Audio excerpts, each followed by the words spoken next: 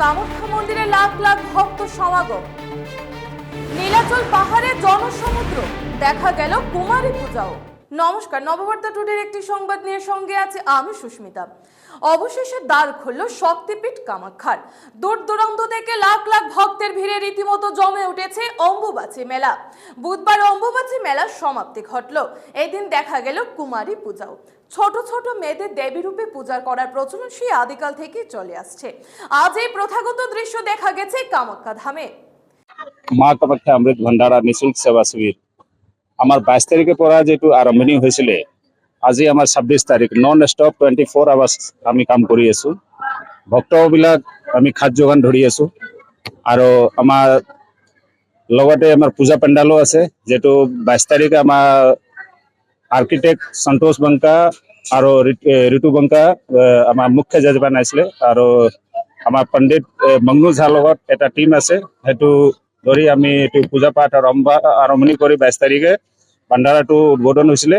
সেইদিন পৰা non stop আমি পূজা আৰতি আৰু আমাৰ এইটো কৰি পাঠ আমাৰ চলি আছে ইয়াতে। লগতে আমাৰ ভাণ্ডাৰা অমৃত ভাণ্ডাৰা যেটো সেইটো কণ্টিনিউ চলি আছে। আজি আমাৰ 26 তাৰিখ।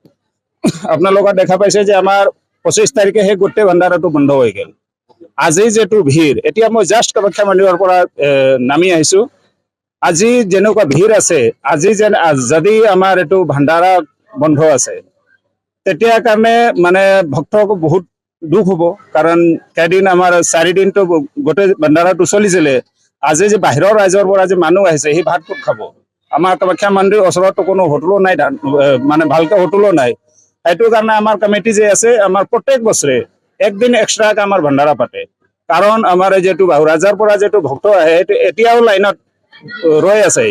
দৰ্শন হোৱাৰ পিছত আহিব, সি তলত আহিব, তেতিয়া আমি এইটো প্ৰসাদটো দিম। আমি আজিও 7টা বজাত চাহ বিস্কিট আৰু এইটো ব্ৰেকফাষ্টটো দিলো। এতিয়া আমাৰ লাঞ্চটো চলি আছে। আমাৰ ভাত দালি যেনেকৈ ডিচি ছাৰ আমাৰ এইটো লিখি দিছিলে পাৰ্মিশ্যনত, সেইটো হিচাপত আমি চলাই আছো। আজি আমাৰ ৰাতি 10টা লৈ কণ্টিনিউ চলিব।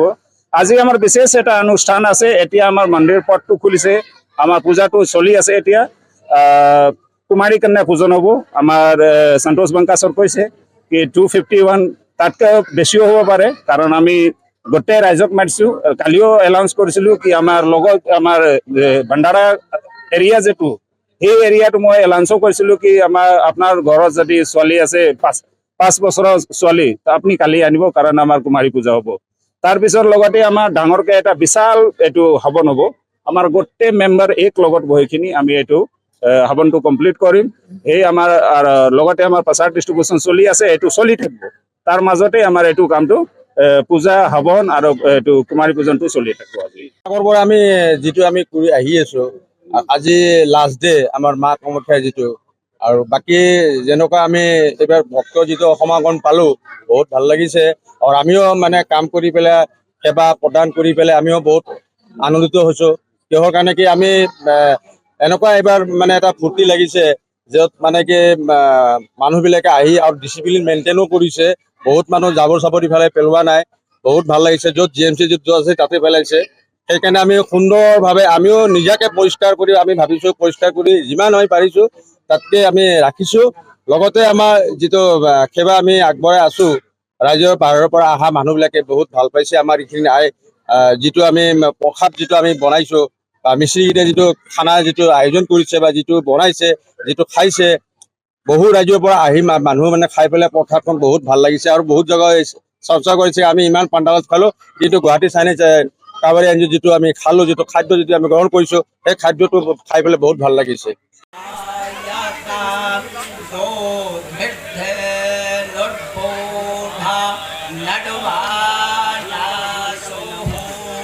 গুয়াহাটি থেকে হালিমা বেগমের রিপোর্ট, নববার্তা টুডে।